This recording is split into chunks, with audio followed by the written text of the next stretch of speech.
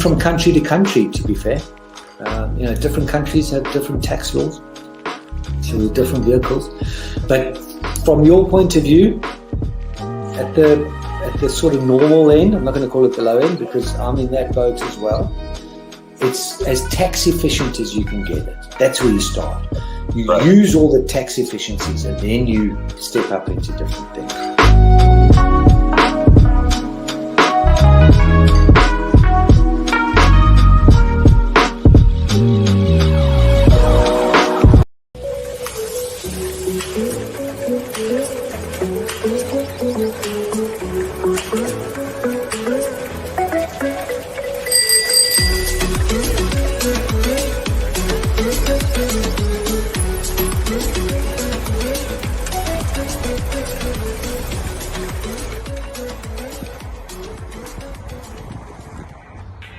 Cycling in London is not child's play. How to be a better cyclist. Listen to my show, only on Relaks Radio. I'm Kevin.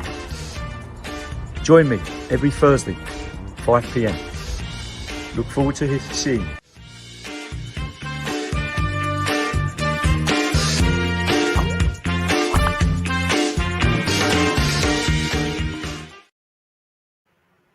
Hi guys, welcome back to the show. It is your girl Sarah right here on Relaks Radio, and it is getting very close to the final few minutes of the show. But don't worry, because until the clock strikes 9, I will be here to keep you company and make sure that you're always informed and updated about the very latest that happens. All right, now let's very quickly head into our conversation because we're going to be talking about how 2,000 people who worked for the United Kingdom are still to be evacuated. All right, and before we actually head into that conversation, I want to very quickly remind you that you can get in touch with us by texting us on 07852473473, or you can even comment on our live streams, right, on the comment section, because I can definitely see them and I will definitely respond to them if I see any comments from you guys. All right, so don't forget to do that. And obviously something else that you need to do is to go like us on our social, or rather follow us on our socials, because you can like us on Facebook, follow us on Instagram, Twitter, and TikTok, and also subscribe to our YouTube channel as well. All right,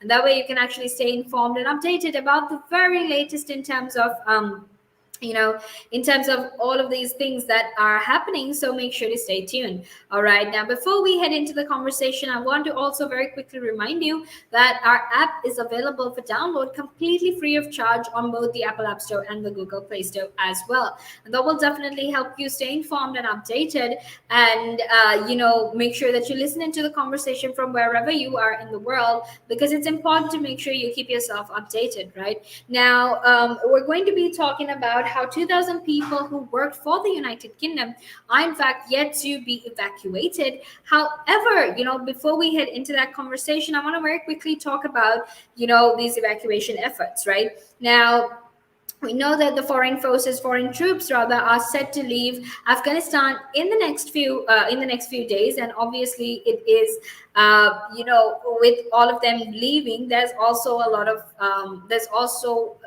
all the Afghan citizens who haven't been able to evacuate, their lives are at risk, right? They're basically at that lives are at risk, right, essentially. So yesterday, we had these bomb attacks, and obviously that was terrifying as well. It was terrible because in the middle of trying to leave the country, trying to flee the country, there's now these attacks as well. And the truth is, there's already so much of fear, there's already so much of trauma that these people have gone through, and those terrorist attacks were in fact the last thing they needed. But the truth is, unfortunately, that happened, and now these people are at much greater risk than ever before. Right now, that attack that happened yesterday, that was absolutely terrible, and so many people got injured, so many people were killed as well, and this is not the kind of violence that we need right now. Right, and it's absolutely disgusting and it's heartbreaking as well, and appalling in fact that they could do something like that when so many people were scrambling to leave Afghanistan. All right. Now, while we're talking about that, it's important for us to understand that, so many people have been left behind, as not left behind, but, are at the they are facing the possibility of being left behind, as well. All right. So to actually head into that conversation, let's very quickly talk about about the situation right now. 2,000 Afghan interpreters are, in fact, and others who have worked for the British government are still to be lifted out of Kabul by the RAF. Right now, different sources actually said that as the emergency evacuation reaches its final stages, there's also been these rising fears of people not being able to leave, not all of the people, all of these people not being able to leave, right? And the truth of the matter is, yesterday we had a terrorist attack. So obviously now that fear has in fact just gotten solidified. If anything, that fear is much, much more prominent, right? And there also remains an unidentified number of special cases, human rights activists, judges, LGBTQ plus advocates, and others who have been placed on a special list by the Foreign Office that are waiting to get out, right? And plus, there's also been a number of single nationality Britons that have been stuck there. All right, now if we're going to take, if we're going to take the present evacuation efforts, all of the present, or rather all of the people that have been evacuated so far, a total of 10,291 people have been evacuated by the RAF since the fall of Kabul. All right, and this is including 6,380 Afghans and 2,570 Britons and their dependents as well. So 341 embassy staff plus citizens of 38 other countries have also been evacuated. Now, this was according to official figures, right? Now, the Ministry of Defense would not be drawn on how long the evacuation would last, because although defense sources suggested it would be as little as 24 to 36 hours to actually allow the British military to pack up, followed by the US before a final 31st August deadline, there has been a lot of chaos, right? So in these situations of unexpected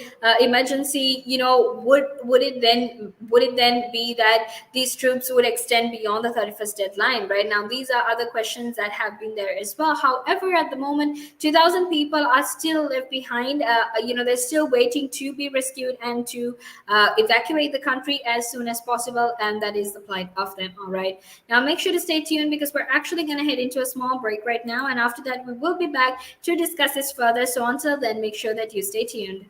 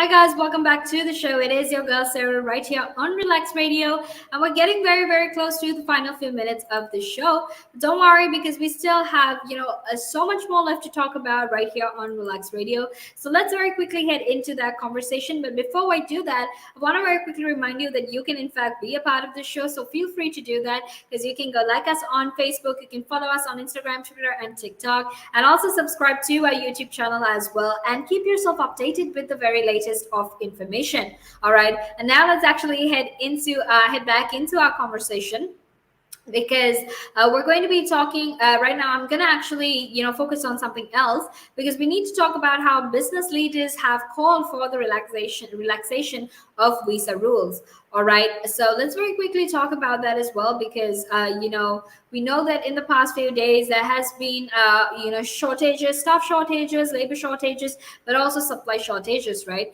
now, the government is actually under pressure to relax post-Brexit migration rules to unblock Britain's worst supply chain crisis since the 1970s. Okay, now business leaders have actually warned that the continued disruption could in fact ruin Christmas. Okay, and basically industry bosses said that urgent changes needed to be made to the visa system, because that was why retailers were finding it hard to recruit people, because at least for the time being they asked to be given the ability to actually recruit workers from abroad, right? Because right now we've seen how restaurants across the world have been asking for the relaxation of these rules. They have been having staff shortages. They haven't been able